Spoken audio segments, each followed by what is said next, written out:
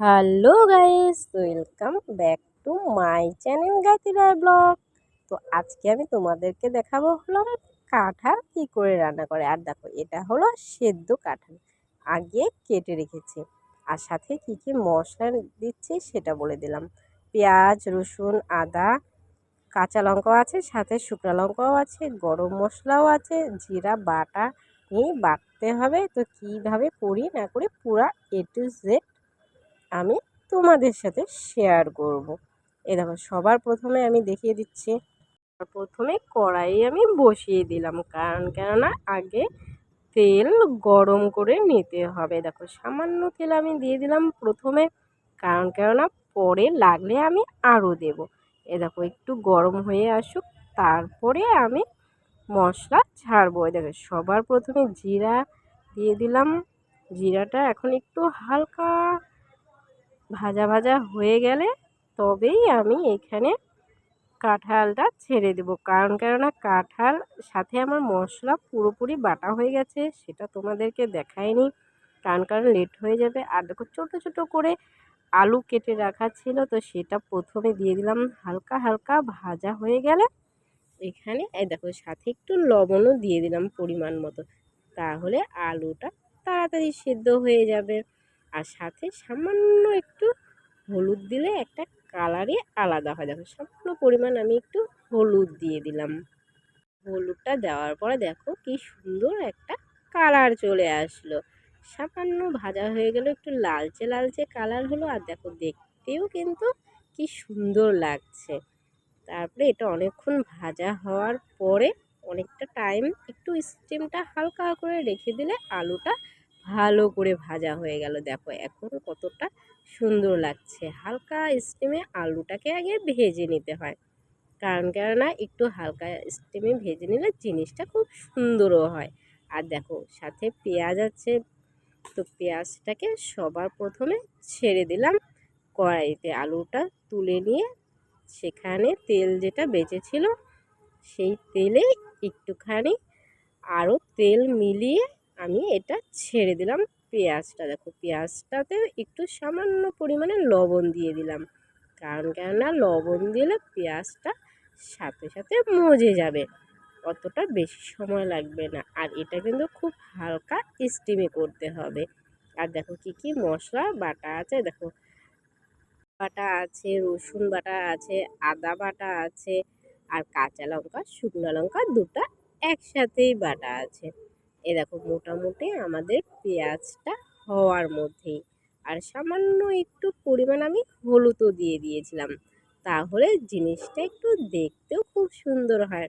সবার প্রথমে আমি একটু রসুনটা দিয়ে দিচ্ছি, কেননা রসুনের একটু আগে পেঁয়াজের সাথে দিয়ে দিলে কি হয় যে গন্ধটা খুব একটা ভালো আসে না, হলে একটা কাঁচা কাঁচা গন্ধ আসে। তো সেই জিনিসটার জন্য সবার প্রথমে আগে আমি রসুন বাটাটা দিয়ে দিলাম, তারপরে সাথে জিরা বাটা, তারপরে জিরাটাকে সামান্য একটু নাড়াচাড়া করে সব মশলা আমি একসাথে ছেড়ে দিলাম। জিরা বাটা আছে, লঙ্কা বাটা আছে, সব কিছু একসাথে দিয়ে সামান্য হালকা স্টিমে আমি কোনোরকমভাবে সেটাকে ভেজে নিচ্ছি, কেন একটু সময় এখানে দিলে জিনিসটা খুব ভালো আর সুস্বাদু হয়। আর দেখো কি সুন্দর কালারটাও কি সুন্দর হয়েছে। খুব হালকা স্টিমে ভেজে নিতে হয়, যে কোনো জিনিসই ভেজে নিলে হালকা স্টিমে খুব ভালো হয়।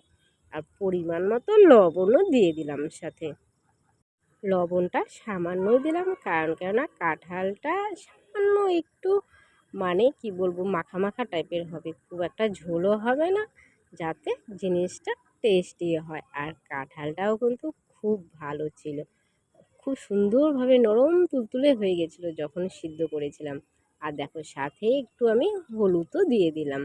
তো হলুদটা এর সাথে দিয়ে দিলে মশলার সাথে খুব ভালো মিক্সড হয়, আর জিনিসটা একটু ভাজা ভাজা হয়। আর দেখো, কালারটা কিন্তু খুব সুন্দর এসেছে, যেহেতু এখানে কাঁচা লঙ্কা আছে, শুকনো লঙ্কা দুটোই আছে।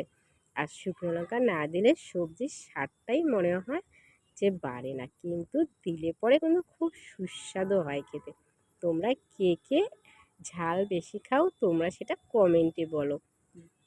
যে যার যার পরিমাণ মতো কাঁচা লঙ্কাটা দিয়ে দিলেই ভালো হয়। কারণ কেন অনেকেই আছে যে কাঁচা লঙ্কা ঝাল খেতে পারে না, শুকনো লঙ্কারও ঝাল খেতে পারে না।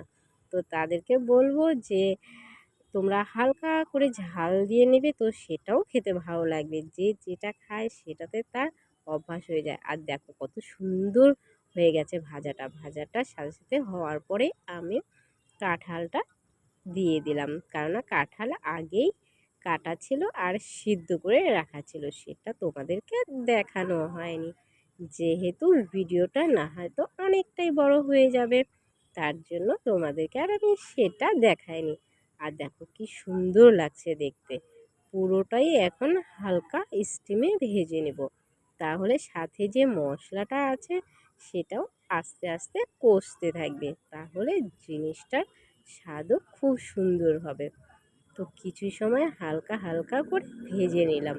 আর দেখো কি সুন্দর কালারও এসেছে।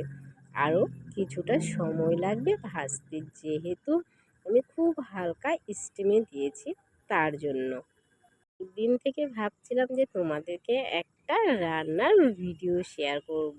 তো শেয়ার করব ভাবছিলাম, আর হয়ে উঠছিল না কোনো কারণে। তো ভাবলাম যেহেতু বাড়িতে আজকে কাঁঠাল রান্না হবে, তাহলে তোমাদেরকে সেই কাঁঠালের রেসিপিটা শেয়ার করব। আর আমার খুব ভালো লাগে যে রান্না শেয়ার করতে। যদিও বা আমি রান্না করতে ভালো পারি না, তাও চেষ্টা করি যাতে ভালো হয়। আর দেখো কাঁঠালটা কিন্তু আস্তে আস্তে অনেকটাই কষে গেছে।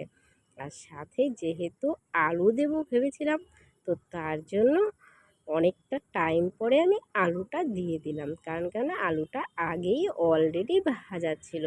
আর আলু আর কাঁঠাল একসাথে দিয়ে একটু কষে নিলে জিনিসটাও কিন্তু খুব সুন্দর হয়, তাই না? তোমরা কে কে কাঁঠালের সবজি খেতে ভালোবাসো তোমরা সেটা কমেন্ট করো। আর সাথে একটু সামান্য চিনিও দিয়ে দিলাম। চিনি দিয়ে দিলে স্বাদটাও একটু বেড়ে যায়।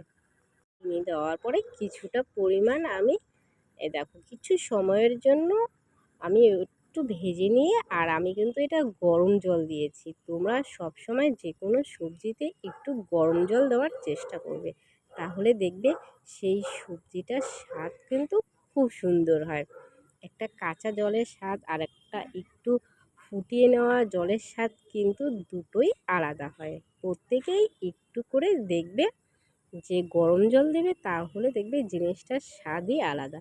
আর দেখো আমি এটা বসে দিলাম আস্তে আস্তে হওয়ার মধ্যেই। আর আমি সামান্য পরিমাণে ঘি ঢেলে দিলাম, কারণ কেন কাঁঠালে একটু ঘি না দিলে কি ভালো হয়? ঘি, গরম মশলা এসবেই তো একটু স্বাদ লাগে, তাই না বলো? দেখো আমি অলরেডি অনেকটাই কষা কষা হয়ে গেছে, ভাবছি এখন নামিয়ে দেবো। দেখো তোমাদেরকে দেখো পুরোটাই আমি শেয়ার করলাম যে কি করে কি করতে হয়। আর তোমরাও কমেন্ট করে বলো যে তোমাদের এই রেসিপিটা কেমন লাগলো। আর দেখো দেখতেও কিন্তু খুব সুন্দর হয়েছে। এখন আমি যখন ভিডিও এডিট করছি, এখন তো আমার জিভে জল চলে আসছে। এই দেখো তোমরাও এইভাবে করে বাড়িতে ট্রাই করতে পারো। ওকে বাই, দেখা হচ্ছে